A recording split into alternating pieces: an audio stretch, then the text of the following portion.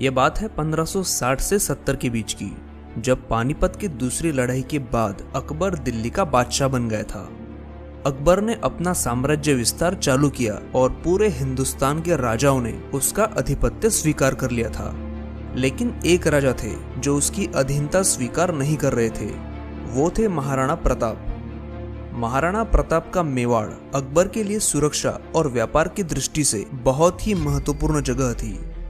दिल्ली में बैठकर अकबर को भारत के बाहर से कोई भी सामान लाना है या फिर बाहरी सेना से मदद लेनी है तो उसके मार्ग में महाराणा प्रताप का मेवाड़ प्रांत आता ही था। अकबर ने महाराणा प्रताप को अपना प्रदेश उसके हवाले करने को कहा, लेकिन महाराणा प्रताप ने अपना प्रदेश नहीं छोड़ा। अकबर ने राजनीति के सारे पैतरे इस्तेमाल किए। कई राजपूत राजाओं को महाराणा प्रताप के खिलाफ कर दिया, लेकिन फिर भी महाराणा प्रताप हार नहीं मान रहे थे। अकबर ने महाराजा मानसिंह, तोडरमल और जयसिंह को अपने साथ लिया और इन तीनों को महाराणा प्रताप को समझाने के लिए भेजा कि वो हार मान ले, लेकिन ये तीनों महाराणा प्रताप को मनाने में असफल रहे। परेशान होकर अकबर ने अपने सेनापति मानसिंह को 80,000 की सेना लेकर मेवाड़ पर हमला करने भेज दिया। मानसिंह की सेना में 80,000 तो महाराणा की सेना में सिर्फ 15,000 सैनिक थे।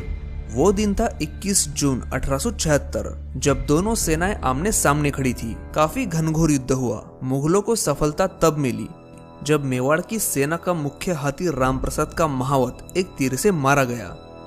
महाराणा प्रताप अपने घोड़े चेतक पर सवार होकर हाथी पर बैठे मानसिंह के सामने आए और उस पर अपने भाले से जबरदस्त हमला किया। हमले में मानसिंह भी जख्मी हुआ और उसका महावत भी, लेकिन उसी समय उसके हाथी के सूंड में जो तलवार थी उससे चेतक के पैर घायल हो गए। मुगल सैनिकों ने तत्काल मानसिंह की घेराबंदी की और उसे बचा लिया। अपने प्रिय घोड़े चेतक के जख्मी होने से महाराणा चिंतित हो गए और अपने खेमे में आ गए। मेवाड़ के बाकी सरदारों ने महाराणा को विवश किया कि इस लड़ाई में उनका बचना काफी जरूरी है और इसीलिए उन्होंने अब रणभूमि छोड़नी चाहिए ताकि बाद में वो अकबर से लड़कर मेवाड़ की रक्षा कर सकते हैं। और तब महाराणा प्रताप को ऐसा ही करना पड़ा। हल्दी घाटी में पराजित होने की सजा के तौर पर मानसिंह को अकबर ने 6 महीने तक दरबार के बाहर रखा।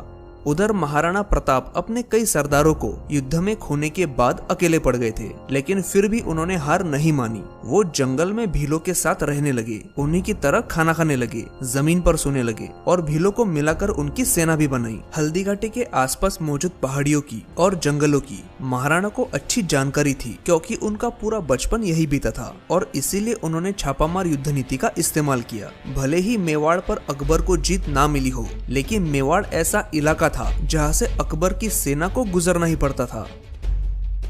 महाराणा के सैनिक उस पहाड़ी इलाके में फैल जाते और अकबर की सेना पर हमला करते। महाराणा प्रताप गुप्त रास्तों से निकलकर जंगलों में मुगलों की सेना के सामने कभी भी आ जाते। मुगलों को मानो ऐसा लगता था कि महाराणा 100 जगहों पर एक साथ मौजूद है। इस तरह मुगलों का मनोबल कम होने लगा, उनके रास्ते बंद होने लगे और रसद भी एक जगह से दूसरी जगह पहुंच नहीं पा रही थी।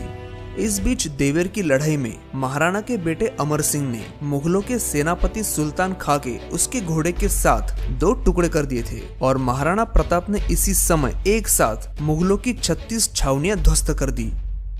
1596 में एक बार शिकार करते हुए महाराणा प्रताप को चोट लगी, जिससे फिर वो कभी उभर नहीं पाए और 19 जनवरी 1597 को सिर्फ 57 वर्ष की आयु में उनका देहांत हो गया। इस तरह महाराणा प्रताप ने आजीवन अकबर से हार नहीं मानी और अकबर को भी जीत नहीं मिली। उम्मीद है आज का वीडियो आपको अच्छा लगा हो।